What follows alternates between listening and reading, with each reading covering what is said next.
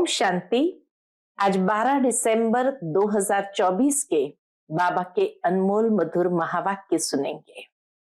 आज की बाबा की मुरली है, विनाश काले विपरीत बुद्धि विनश्यन्ति, विनाश काले प्रीत बुद्धि विजयन्ति। बाबा कहे ये विनाश काल है, परंतु जब तुम ये बात कहते हो तो लोग हंसी उड़ाते हैं।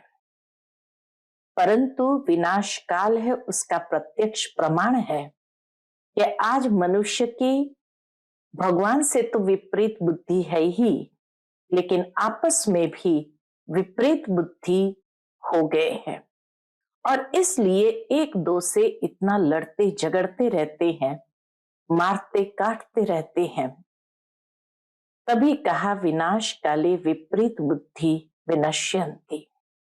तो ये विनाश काल है, ये प्रत्यक्ष स्वरूप है उसका। दूसरा जो बाबा कहते हैं विनाश काले प्रीत बुद्धि विजयन्ति, तो जो आत्माओं की भगवान से प्रीत है, अर्थात जो प्रेम से भगवान को याद करते हैं, बाप को याद करते हैं, बाप से लिंक जोड़ते हैं, उनकी हर बात में विजयी होती है। सबसे पहली विजयी है विकारों के ऊपर, और जो विकारों के ऊपर विजय प्राप्त कर लेते फिर वही कर्मेंद्रिय के ऊपर भी विजय प्राप्त करते हैं और इसीलिए वो स्वर्ग में जाने के अधिकारी बन जाते हैं। साथ ही साथ गायन है कि परमात्मा करण करावनहार है, तो परमात्मा को इसी समय इस संसार में आना होता है नई दुनिया की सर्जना कराने के लिए। तो वो करणहार भी है, करावनहार भी है। परमात्मा जब खुद आते हैं तो सृष्टि को पतित से पावन बनाते हैं, लेकिन फिर ब्रह्मा द्वारा नई सृष्टि की स्थापना का कार्य, विष्णु द्वारा नई सृष्टि की पालना का कार्य और शंकर द्वारा महाविनाश। बाबा कहे ये त्रिमूर्ति का चित्र भक्ति मार्ग में बहुत अच्छे से दिखाया हुआ है। ये स्पष्ट करता है कि भगवान करण करावनहार है, पहले करणहार है फिर करावनहार है। तो सुनते हैं आज के बाबा के अनमोल मधुर महावाक्य। ओम शांति। मीठे बच्चे, यह पढ़ाई जो बाप पढ़ाते हैं इसमें अथाह कमाई है, इसलिए पढ़ाई अच्छी रीति पढ़ते रहो, लिंक कभी न टूटे। आज की मुरली से प्रश्न है, जो विनाश काले विपरीत बुद्धि है उन्हें तुम्हारी किस बात पर हंसी आती है? उत्तर, तुम जब कहते हो अभी विनाश काल नजदीक है तो उन्हें हंसी आती है। तुम जानते हो बाप यहां बैठे तो नहीं रहेंगे, बाप की ड्यूटी है पावन बनाना। जब पावन बन जाएंगे तो ये पुरानी दुनिया विनाश होगी, नई आएगी। यह लड़ाई है ही विनाश के लिए। तुम देवता बनते हो तो इस कलयुगी छीछी सृष्टि पर आ नहीं सकते। ओम शांति। रूहानी बाप बैठ रूहानी बच्चों को समझाते हैं। बच्चे समझते हैं हम बहुत बेसमझ बन गए थे, माया रावण ने बेसमझ बना दिया था। यह भी बच्चे समझते हैं कि बाप को जरूर आना ही है, जबकि नई सृष्टि स्थापन होनी है। त्रिमूर्ति का चित्र भी है, ब्रह्मा द्वारा स्थापना, विष्णु द्वारा पालना, शंकर द्वारा विनाश। क्योंकि करण करावनहार तो बाप है ना, खुद करते भी है और कराते भी है। क्या करते हैं क्या कराते हैं? एक ही है जो करता है और कराता है। पहले किसका नाम आएगा? जो करता है, फिर जिस द्वारा कराते हैं। करण करावनहार कहा जाता है ना, ब्रह्मा द्वारा नई दुनिया की स्थापना कराते हैं। यह भी बच्चे जानते हैं हमारी जो नई दुनिया है, जो हम स्थापन कर रहे हैं, इसका नाम ही है देवी देवताओं की दुनिया। सतयुग में ही देवी देवता होते हैं, किसी और को देवी देवता नहीं कहा जाता। वहां मनुष्य होते नहीं है ही एक देवी देवता धर्म।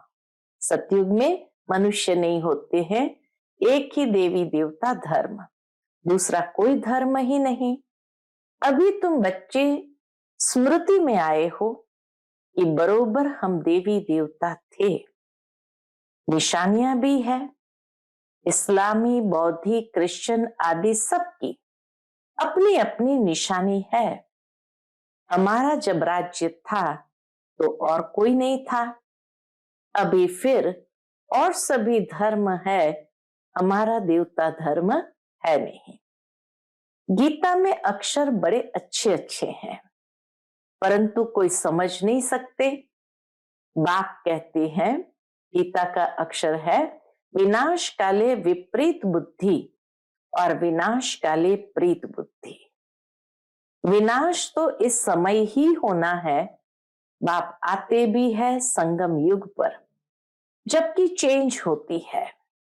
बाप तुम बच्चों को बदले में सब कुछ नया देते हैं। वह सोनार भी है, धोबी भी है, बड़ा व्यापारी भी है। बाबा सुनार भी है, धोबी भी है, बड़ा व्यापारी भी है।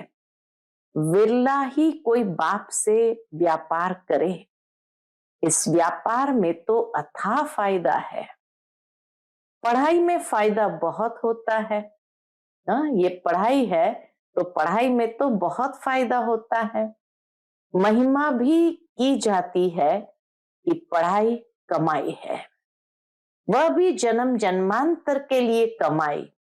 तो ऐसी पढ़ाई अच्छी रीति पढ़नी चाहिए ना। और पढ़ाता भी बहुत सहज हूं। बाबा कहे मैं पढ़ाता भी बहुत सहज हूं। सिर्फ एक हफ्ता समझकर फिर भल कहां भी चले जाओ, तुम्हारे पास पढ़ाई आती रहेगी, अर्थात मुरली मिलती रहेगी, तो फिर कभी लिंक नहीं टूटेगी। यह है आत्माओं की परमात्मा के साथ लिंक। गीता में भी यह अक्षर है विनाश काले विपरीत बुद्धि विनश्यंती प्रीत बुद्धि विजयंती। तुम जानते हो इस समय मनुष्य एक दो को काटते मारते रहते हैं। इन जैसा क्रोध व विकार और कोई में होता नहीं। यह भी गायन है ना कि द्रौपदी ने पुकारा, बाप ने समझाया है तुम सब द्रौपदियां हो। भगवान उवाच, बाप कहते हैं बच्चे अब विकार में नहीं जाओ, मैं तुमको स्वर्ग में ले चलता हूं, तुम सिर्फ मुझ बाप को याद करो। अब विनाश काल है ना, किसकी भी सुनते नहीं, मनुष्य किसकी भी सुनते नहीं, लड़ते ही रहते हैं। कितना उनको कहते हैं शांत रहो, परंतु शांत रहते नहीं। अपने बच्चों आदि से बिछड़कर लड़ाई के मैदान में जाते हैं। फौजी लोग अपने बच्चे परिवार से बिछड़कर लड़ाई के मैदान में जाते हैं।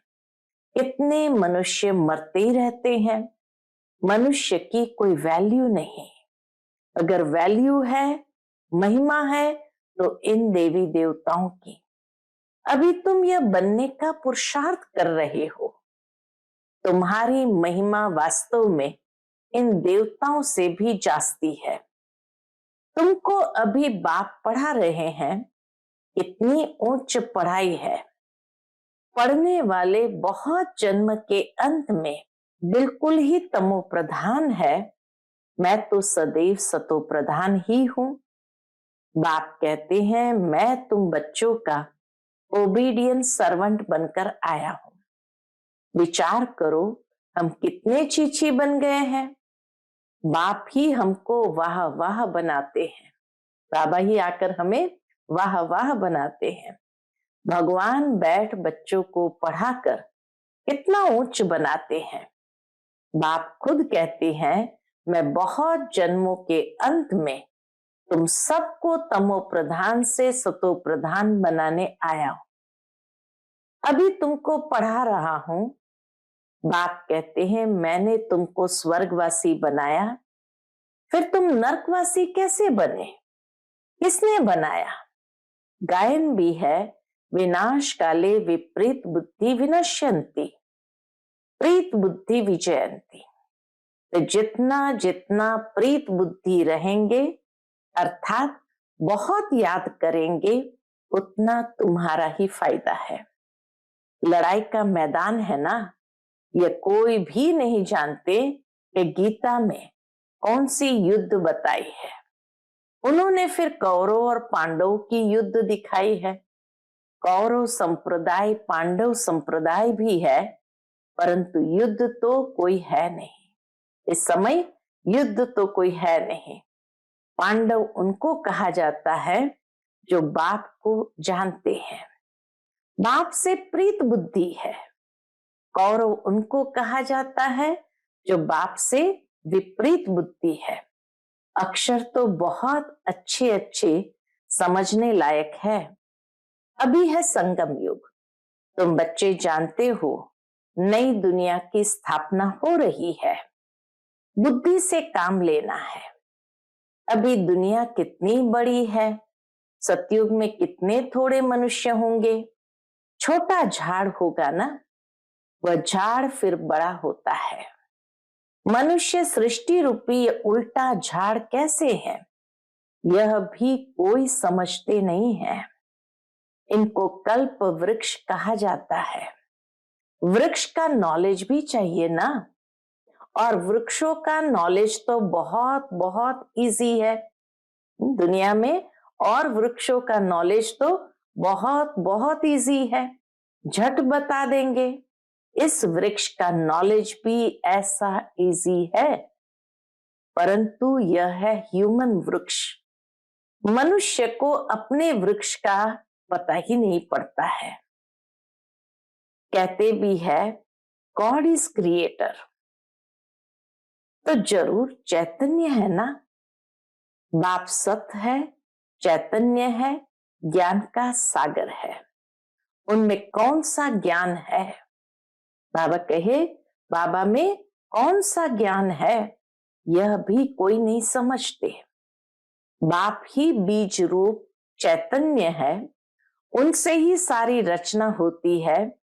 तो बाप बैठ समझाते हैं, मनुष्य को अपने झाड़ का पता नहीं है, और झाड़ों को अच्छी रीति जानते हैं, और झाड़ों के तो आयुष्य आदि बहुत अच्छी रीति जानते हैं।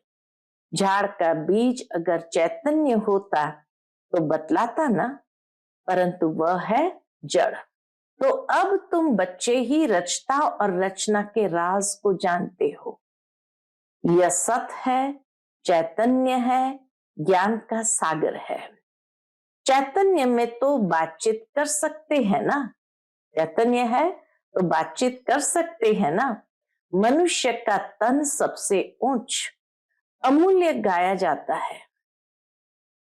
इनका मूल्य कथन नहीं कर सकते। बाप आकर आत्माओं को समझाते हैं। तुम रूप भी हो, बसंत भी हो, बाप है ज्ञान का सागर, उनसे तुमको रत्न मिलते हैं। यह ज्ञान रत्न है। जिन रत्नों से वह रत्न भी तुमको ढेर मिल जाते हैं। लक्ष्मी नारायण के पास देखो कितने रत्न है। हीरे जवाहरों के महल में रहते हैं। नाम ही है स्वर्ग, जिसके तुम मालिक बनने वाले हो। कोई गरीब को अचानक बड़ी लॉटरी मिलती है तो क्या होता है, तो पागल हो जाते हैं ना। बाप भी कहते हैं, तुमको विश्व की बादशाही मिलती है तो माया कितना ऑपोजिशन करती है। तुमको आगे चल पता पड़ेगा कि माया कितने अच्छे अच्छे बच्चों को भी हप कर लेती है, एकदम खा लेती है। तुमने सर्प को देखा है, मेंढक को कैसे पकड़ता है। जैसे गज को ग्राहप करते हैं, सर्प मेंढक को एकदम सारे के सारा हप कर लेता है। माया भी ऐसी है, बच्चों को जीते जी पकड़कर एकदम खत्म कर देती है, जो फिर कभी बाप का नाम भी नहीं लेते हैं। योग बल की ताकत तुम्हारे में बहुत कम है, सारा मदार योग बल पर है। जैसे सर्प मेंढक को हप करता है, तुम बच्चे भी सारी बादशाही को हप करते हो। सारे विश्व की बादशाही तुम सेकंड में ले लेंगे। बाप कितना सहज युक्ति बताते हैं, कोई हथियार आदि नहीं। बाप ज्ञान योग के अस्त्र शस्त्र देते हैं, उन्होंने फिर स्थूल हथियार आदि दे दिए हैं। तुम बच्चे इस समय कहते हो हम क्या से क्या बन गए हैं। जो चाहे सो कहो, हम ऐसे थे जरूर। बल थे तो मनुष्य ही, देवताएं भी थे तो मनुष्य ही, परंतु गुण और अवगुण तो होते हैं ना। देवताओं में दैवी गुण है, इसलिए उन्हों की महिमा गाते हैं। आप सर्वगुण संपन्न, 16 कला संपूर्ण, संपूर्ण निर्विकारी। हम निर्गुण हारे में कोई गुण नहीं। इस समय सारी दुनिया ही निर्गुण है, अर्थात एक भी देवताई गुण नहीं है। बाप जो गुण सिखलाने वाला है उनको ही नहीं जानते, इसलिए कहा जाता है विनाश काले विपरीत बुद्धि। अब विनाश तो होना ही है संगम पर, जबकि पुरानी दुनिया विनाश होती है और नई दुनिया स्थापन होती है। इसको कहा जाता है विनाश काल। यह है अंतिम विनाश, फिर आधा कल्प कोई लड़ाई आदि होती ही नहीं। मनुष्य को कुछ भी पता नहीं। विनाश काले विपरीत बुद्धि है तो जरूर पुरानी दुनिया का विनाश होगा ना। इस पुरानी दुनिया में कितनी आपदाएं हैं, मरते रहते हैं। बाप इस समय की हालत बतलाते हैं। फर्क तो बहुत है ना। आज भारत का यह हाल है, कल भारत क्या होगा। आज यह है, कल तुम कहां होंगे। तुम जानते हो पहले नई दुनिया कितनी छोटी थी। वहां तो महलों में कितने हीरे जवाहरत आदि होते हैं। भक्ति मार्ग में भी तुम्हारा मंदिर कोई कम थोड़ी होता है। सिर्फ कोई एक सोमनाथ का मंदिर थोड़ी होगा। एक कोई बनाएगा तो उनको देख और भी बनाएंगे। एक सोमनाथ मंदिर से ही कितना लूटा है। फिर बैठ अपना यादगार बनाया तो दीवारों में पत्थर आदि लगाते हैं। इन पत्थरों की क्या वैल्यू होगी।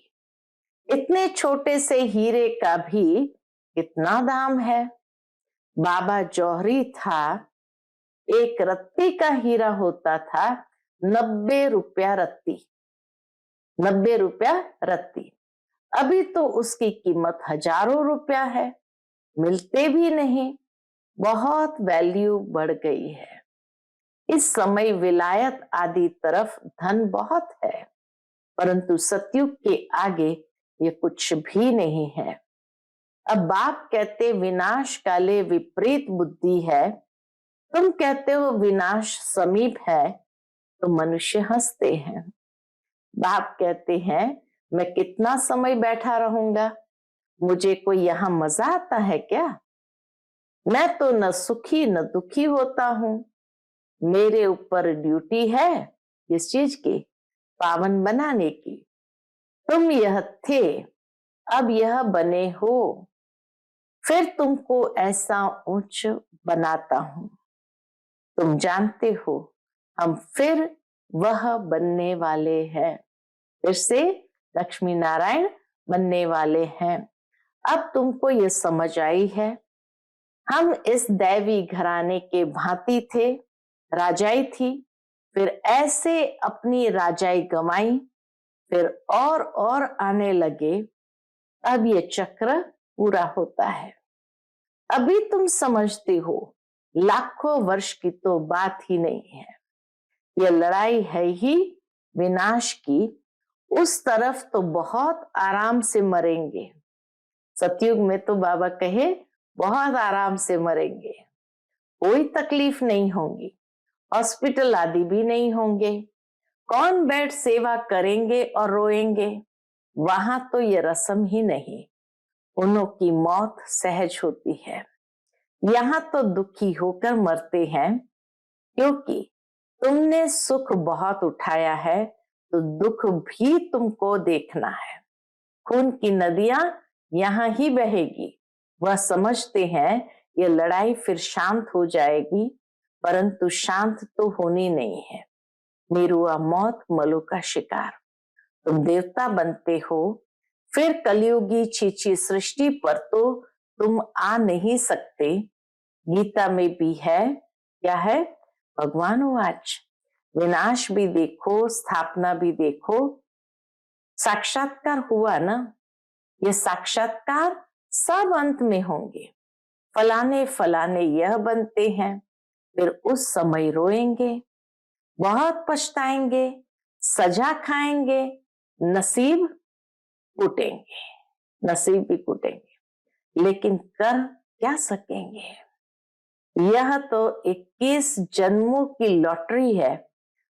स्मृति तो आती है ना, 21 जन्म की लॉटरी है, तो बाबा कहे स्मृति तो आती है ना। साक्षात्कार बिगर किसको सजा नहीं मिल सकती है, ट्रिब्यूनल बैठती है ना। अच्छा, मीठे मीठे सिकिलदे बच्चों प्रति माता पिता बाप दादा का याद प्यार और गुड मॉर्निंग। रूहानी बाप की रूहानी बच्चों को नमस्ते।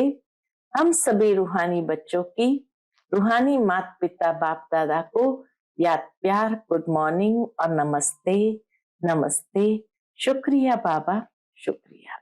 आज की मुरली से धारणा के लिए मुख्य सार है, पहली पॉइंट, स्वयं में ज्ञान रत्न धारण कर रूप बसंत बनना है। ज्ञान रत्नों से विश्व के बादशाही की लॉटरी लेनी है।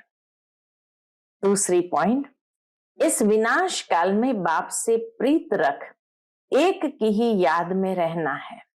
ऐसा कोई कर्म नहीं करना है जो अंत समय में पछताना पड़े या नसीब उठना पड़े।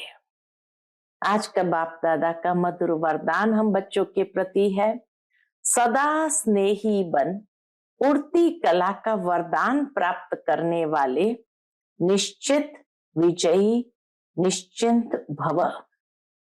सदा स्नेही बन, उड़ती कला का वरदान प्राप्त करने वाले, निश्चित विजयी निश्चिंत भव। जिसका निश्चित विजयी है वो सदा निश्चिंत रहते हैं। स्नेही बच्चों को बाप दादा द्वारा उड़ती कला का वरदान मिल जाता है। उड़ती कला द्वारा सेकंड में बाप दादा के पास पहुंच जाओ तो कैसे भी स्वरूप में आई हुई माया आपको छू नहीं सकती है। हाँ, बाबा कहे उड़ती कला से एक सेकंड में बाप दादा के पास पहुंच जाओ तो कैसे भी स्वरूप में आई हुई माया आपको छू नहीं सकती। परमात्मा छत्र छाया के अंदर माया की छाया भी नहीं आ सकती।